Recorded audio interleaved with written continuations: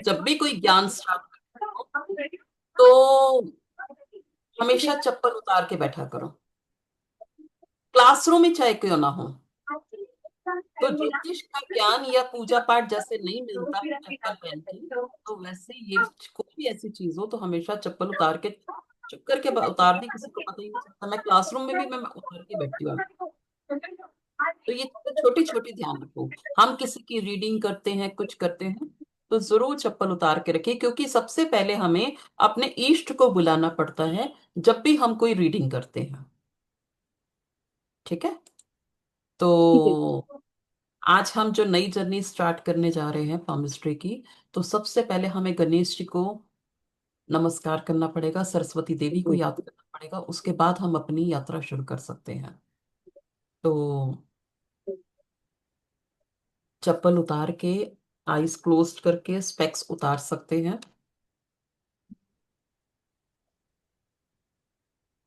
ओम गम गणपते नमः। ओम गम गणपते नमः।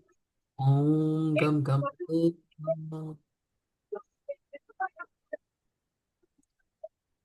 ओम नमो भगवती सरस्वती परमेश्वरी वाक्यवादिनी, हे विद्या देही भगवती हंस वाहिनी, बुद्धि में देही प्रज्ञा देही, देही विद्या देही, देही परमेश्वरी सरस्वती स्वाहा।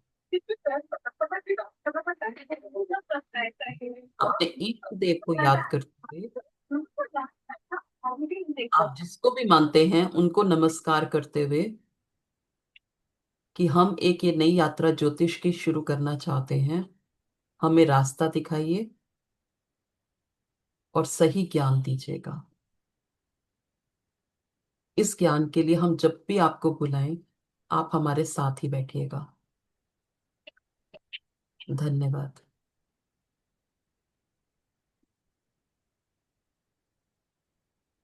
आप लोग म्यूट कर लीजिए अपना ना। म्यूट है। म्यूट है।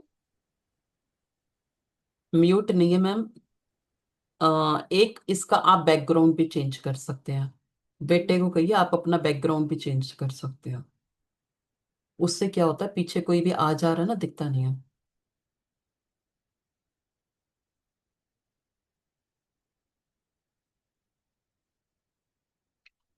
तो आज की क्लास हम पामिस्ट्री की नई स्टार्ट करने जा रहे हैं, जिसमें आज हम सिर्फ इंट्रो करेंगे।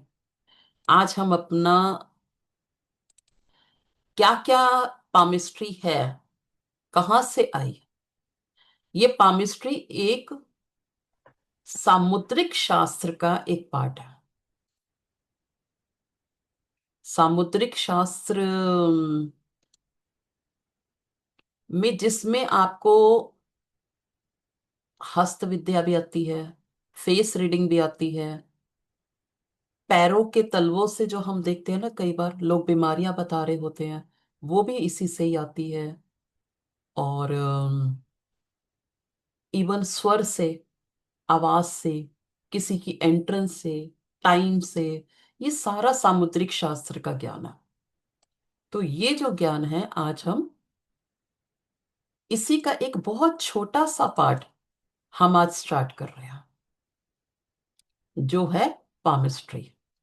हाथों की रेखाओं से, हाथों की शेप से, हाथों के कलर से, हाथ की लंबाई चौड़ाई से हम ये चीज, कुछ पार्ट तो हम दूर से ही देख लेते हैं, कुछ पार्ट पास में लाके हैंड शेक करके भी देख सकते हैं, और फिर बाकी बड़े आराम से देखकर भी कर सकते हैं। जब हम ज्यादा थोड़ा सा नॉलेज रखने लगते हैं, तो बस कोई ना भी दिखाए, बस हैंड शेक करते ही आपको समझ आ जाएगी कुछ। इतनी अच्छी विद्या है ये। तो इसी के बारे में हम आज स्टार्ट करेंगे। तो क्या क्या आज हम सिर्फ ये देख रहे हैं कि हम इसमें क्या क्या पढ़ेंगे, क्या क्या करेंगे। ठीक है। तो palmistry is science, logic and intuition. Palmistry को जितना हम साइंस मानते हैं, एक साइंस तो है ही है जिसको हम पढ़ रहे हैं, लॉजिकली भी पढ़ते हैं। हम किसी को ये भी बता पाते हैं कि देखो आपका गुरु उच्च का है इसलिए आप स्टडी कर रहे हो। तो ऐसे लॉजिक्स हम बता सकते हैं, कौन सी रेखा, कौन सा माउंट उठा हुआ है जिसकी वजह से आप ये सेंटेंस बोल रहे हो। फिर सेकेंडली इसकी इंट्यूशन पावर। ज्योतिष ज्ञान में कोई भी पार्ट ले लीजिए, इवन हम कुंडली भी पढ़ते हैं, तो वहां पर भी इंट्यूशन पावर तो चाहिए। इंट्यूशन पावर के बिना हम कोई भी ज्ञान रिसीव नहीं कर पाते। हम किसी भी डिग्री को पढ़ते हैं, हम डॉक्टरी करते हैं, इंजीनियरिंग करते हैं, या हम लॉयर बनते हैं, इन सब में तो सिर्फ पढ़ाई चाहिए, इंट्यूशंस नहीं चाहिए। लेकिन ज्योतिष शास्त्र से रिलेटेड कोई भी पाथ ले लीजिए, उसमें इंट्यूशन पावर बहुत मायने रखता है। और ये इंट्यूशन पावर आपकी आती है आपकी साधना से, आपके कर्मों से, आपकी चैरिटी से, आपके दान पुण्य से, आपकी बातचीत करने से, आपके लेट गो करने से।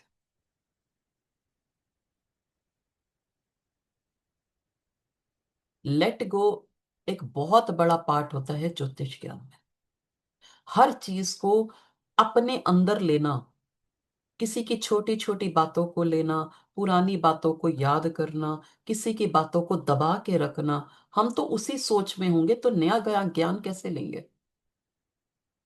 तो जो हमारी साधना होती है, जो हम पूजा पाठ करते हैं, वो पूजा पाठ हम भगवान को रिसीव करने के लिए नहीं करते। हम भगवान से अपनी बात कहने, चाहे वो डिजायर के रूप में हो, चाहे वो गुस्से के रूप में हो, चाहे वो पास्ट एक्सपीरियंस, कल की कोई बात हो, कल की कोई लड़ाई हो, उसको बताने के लिए करते हैं। हम रिलैक्स हो जाते हैं उनको बता के, फिर हमारा वो लेट गो के पार्ट में चला जाता है। जब हम किसी को कह लेते हैं ना, जैसे एक औरत तो खासकर है कि किसी को कह ली तो हल्की हो जाती है। तो पूजा पाठ एक वो पार्ट है। तो इसीलिए हमें इसके साथ साथ आपकी अपनी मंत्र साधना, आपकी अपनी इंट्यूशन पावर तो काम करेगी करेगी। और वो आप कैसे करते हो ये आप बहुत बढ़िया जानते हो। हाँ, जहां तक मुझे पता होगा मैं जरूर हेल्प करूंगी कि आप कैसे इंप्रूव कर सकते हो। ठीक है। नेक्स्ट है, do not connect with any client. इसका मतलब ये है कि हम किसी क्लाइंट को, जैसे मुझे जेठानी का हाथ देखना है, वो तो बड़ी बेकार है, वो ऐसी है वैसी है, वही बातें नहीं बोलनी। हम अपना रिलेशन बीच में नहीं लाते। किसी की भी रीडिंग करते वक्त कुंडली पढ़ो, टैरो से पढ़ो, पाम पढ़ो, हमें अपना रिलेशन बीच में नहीं लाना चाहिए। हमें सिर्फ रीड करना चाहिए। ठीक है। और उसके बाद उसका रिलेशन, क्लाइंट से कनेक्शन का मतलब होता है कि उसकी बातों को ढिंडोरा नहीं पिटना, चार जगह बतानी नहीं। इवन मेरी आदत है, मैं अपने हस्बैंड को नहीं बताती मैंने आज किसका हाथ देखा, क्या देखा, कितना देखा। कल ही मेरे हस्बैंड की शॉप पे, उनका इनका काम है प्रॉपर्टी का, उनके ऑफिस में कोई पर्सन आया, बहुत परेशान था घर से। उसकी वाइफ ने उसको इंटीमेशन दे रखा है या तो ऑफिस या मैं। और उसका रीजन ये था कि उसका कोई एक्स्ट्रा फेयर है। तो उसने कहा मुझे तो मेरा एक्स्ट्रा फेयर नहीं, और 60+ का बंदा है, मेरा एक्सटर्नल अफेयर नहीं है। मैं कहा ठीक है। इन्हीं के सामने बैठा था, मैं तो घर पे थी। तो मैंने कहा, उसके बात करते करते बस मैंने उसकी प्रश्न कुंडली बनाई, तो वहां तो क्लियर नजर आ रहा है कि इसके रिलेशंस बहुत अच्छे हैं, और एक से नहीं शायद ज्यादा से भी है। अब उसकी बात मैंने सुन ली, फिर भी मैंने कहा चलो एक बार जन्म कुंडली भी देख लेती हूँ, फिर वो भी देखी। आधे घंटे में सारी बात क्लियर हो गई। तो मैंने हस्बैंड को भी इवन ये बात नहीं पता, लेकिन हस्बैंड से वो मुंह बनाने लग गया कि जैसे उसको ये लग रहा है कि इनको पता है बात। इन्होंने कहा कि तूने ऐसा क्या कह दिया कि वो मेरे सामने से निकल जाता, अंदर ही नहीं एंटर करता।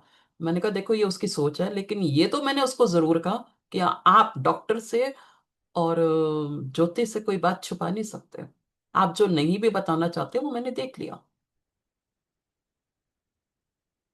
तो शायद वो सही है, आपकी वाइफ सही है, करना तो उसी के अकॉर्डिंग पड़ेगा। नहीं तो वो 1 लाख की सैलरी को क्यों मना करेगी 60+ में, प्राइवेट जॉब में।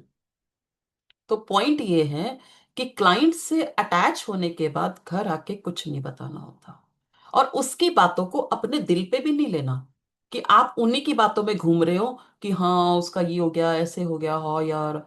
तो आपको नहीं, वहीं से जैसे कहते हैं ना, कॉर्ड कटिंग करनी पड़ती है। आपको वो बात वहीं पे खत्म करनी, नहीं तो आप अगला क्लाइंट ही नहीं ले पाओगे। ठीक है। Do not carry clients problem, we get disturbed, ये बात हो गई। Cut cut the cord. Cord cutting भी करनी पड़ती। कटिंग, कॉर्ड कटिंग के लिए हम टैरो की तरह नहीं करते, हाँ, लेकिन हम दिल से, माइंड से उनको आगे नहीं बढ़ाते। जो समझ आ रहा है उतना देखिए। नेक्स्ट है प्राइवेसी इज मस्ट। इसमें पॉइंट क्या आता है, जैसे आजकल तो ऑनलाइन बहुत ज्यादा है, लेकिन ऑफलाइन भी कई क्लाइंट्स आते हैं। जैसे दो फ्रेंड्स आ गई, मियाँ बीवी आ गए, कि मेरा हाथ देख दो, ठीक है, या जेठ जेठ मतलब जेठानी दरानी आ गई। तो हमें ना सिंपल उनको बोलना होता है कि पहले एक बाहर जाए, चाहे एक नहीं हैंड दिखाना है, लेकिन एक पर्सन बाहर जाए, एक यहाँ रहेगा। आपको बोलना पड़ेगा कि आप 5 मिनट बाहर जाइए, मैं बुलाती हूँ। लेकिन वो दूसरा पर्सन आपको कह सकता है कि नहीं नहीं, मेरे को कोई दिक्कत नहीं, आप इनके सामने कर लीजिए। लेकिन हम नहीं करते। क्यों? क्योंकि ना शर्मा शर्मी कई बार बोलना पड़ता है कि इनके सामने कोई दिक्कत नहीं है। लेकिन वही क्लाइंट आपको बाद में 15 मिनट बाद कॉल पर्सनल करेगा कि मैंने ना ये नहीं बताया आपको, हाँ मैंने अबॉर्ट करा रखा था, या मैंने ये करा रखा था, हाँ मेरा अफेयर था, या कुछ भी था, या मैं सच में ही घर से परेशान हूं। वो बाद में आपको सारी चीजें बताएगा। तो वो पर्सनल बाद में बताने से अच्छा, या फ्री होके वो नहीं बता पा रहा, आप भी नहीं बात कर पा रही, तो इससे अच्छा पहले अलग करो। फिर उनसे क्लियर पूछ लो, क्या मैं आपके साथ वालों को अंदर बुला लूं? वो हाँ करे तो ठीक है, या उसको पहले ही 2 पॉइंट बताने होते हैं कई बार, कि पहले मेरी 2 बातें सुन लो फिर उनको बुला लेना।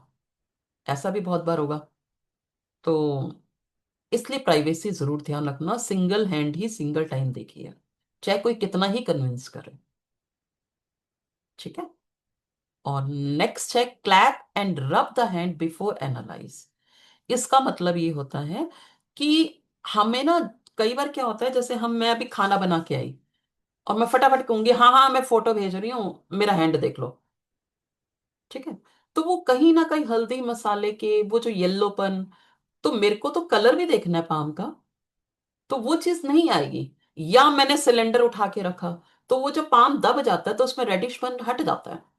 तो ऐसी कोई भी चीज हो, तो पहले हम हाथों को रब करते हैं, 3-4 बार क्लैप कीजिए। क्लैप करने से खून का दौरा वापस आएगा। फिर हम नर रब करते हैं, उसको नॉर्मल पे लाते हैं, फिर हम अपना हैंड दिखाते हैं। अब वो नॉर्मल हो गया। जैसे हम लोग कहीं बैठते भी है ना, तो जब हम लेट पहुंचते हैं तो एकदम इंस्टेंट हमें कोई बात समझ नहीं आती। 5 मिनट 10 मिनट हमें उस एटमोसफेयर में आने के लिए चाहिए। तो वही चीज, एक बात इसके साथ बताऊं कि जैसे ना, चाहे हैंड ही दिखाना है, लेकिन जब तक कोई क्वेश्चन आपके अंदर रेज नहीं होता ना, जब तक वो मून आपके अंदर नहीं आता ना, आपके इमोशंस में नहीं आता, ना आप अपना क्वेश्चन सही तरह कह पाओगे, ना आंसर आपको अपने क्वेश्चन का मिलेगा। इसका मतलब ये होता है कि आपने देखा, जब हम बहुत ज्यादा परेशान होते हैं तो हमारे आंसू अपने आप टपक जाते हैं। वो भी तो मून का ही रूप है, आंसू भी। जब हम बहुत ही ज्यादा खुश होते हैं, ना चाहते हुए भी हंसने लग जाएंगे जोर से, या बहुत ही अंदर दिल से लगता है आज मैं हंसी। तो ये सब मून के ही रिफ्लेक्शंस होती है। और मून जैसे जैसे ट्रांजिट करता है ना आपकी कुंडली से, आपके ऊपर से, तो वैसे वैसे आपको इमोशंस वगैरह आते हैं, और तभी आपको रियल क्वेश्चन का आंसर मिलता है। आपकी बीमारी भी तभी उठती है, और बीमारी ठीक भी तभी होती है। कई बार मेडिसिन पड़ी होती है, खाने का मन नहीं करता, लेकिन हेडेक हो रहा है बहुत, जब तक वो ट्रांजिट में नहीं आएगा ना, सुबह से शाम हो गई, 5 बज गए, हेडेक की गोली सामने पड़ी है, खाई नहीं। और फिर हम क्या बोलते हैं, यार मैं ना गोली से थोड़ा अवॉइड ही करती हूँ। लेकिन ये नहीं पता कि जब तक वो ट्रांजिट में नहीं आएगा ना, तब तक आपकी बॉडी नहीं मांगेगी। बॉडी मांगेगी कब? जब, क्योंकि बॉडी में है ही वाटर, और वाटर से वाटर टच करेगा, मून टच करेगा, जब वो ज्यादा हद तक मांगेगा तभी आप लेते हो कोई चीज। और इसी को कहते हैं लार टपकना। इसी को कहते हैं कि जब कोई चीज बिल्कुल ऊपर तक पहुंच जाती है, जब हम कहते हैं ना हद हो गई अब तो, अब नहीं बस। ये सब कुछ मून के इफेक्ट्स हैं। और ये आपको सब कुछ दिखता है अष्टक वर्ग से, आपके ट्रांजिट से दिखता है। मैं बीच बीच में आपको मतलब हॉरोस्कोप से रिलेटेड जो पॉइंट मुझे ज्यादा अच्छे लगते हैं या बताने लायक है, मैं जरूर बताऊंगी। ऐसे कई चीजें हैं। ठीक है, तो ये हो गया आपका। नेक्स्ट है इंट्रोडक्शन ऑफ पाम। हम जो क्या क्या पढ़ेंगे इसमें, मैं सारी चीजें आज वही स्लाइड्स दिखा रही हूँ। हम पाम का इंट्रोडक्शन पढ़ेंगे। आपका हाथ क्या बोलता है? हाथ का मतलब ये हिस्सा होता है, हथेली। फिर माउंट्स क्या बोलते हैं, फिंगर्स क्या बोलती हैं, थंब क्या बोलता है, ब्रेसलेट्स क्या बोलते हैं, बैक साइड पे कितने हेयर हैं वो क्या बोलते हैं। आपकी स्लाइड 2-4 मिनट में हटने वाली है, तो फिर 1-2 मिनट में मैं बंद कर दूंगी, फिर हम दूसरी वाली स्लाइड को दूसरे उसमें उसमें आ जाएंगे। ठीक है, तो ये हो गया। इसके बाद नेक्स्ट क्या आता है? देखिए, माउंट्स कहते हैं तो मैं दिखाती हूँ आपको।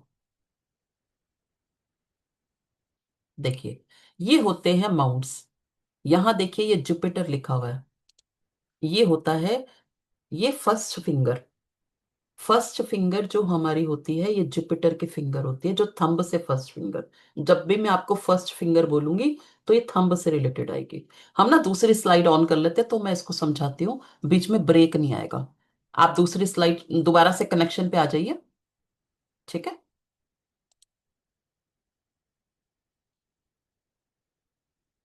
दूसरा लिंक ज्वाइन कर लीजिए, फिर उसमें आते हैं। ठीक है,